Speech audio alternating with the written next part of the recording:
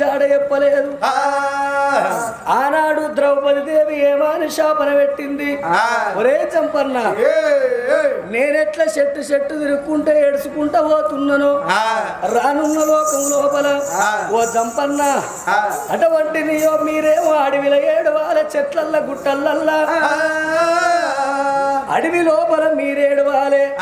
మీరు ఏడితే మీ భార్యలు పండ్ల గంపలెత్తుకొని ఊళ్ళ పొంటి పల్లెల పొంటి పాత గోడల పొంటి ఉల్లో ఉల్లో ఉల్లో ఉల్లో పన్నుల్లో అని అవి అమ్ముకుంటా పోవాలే.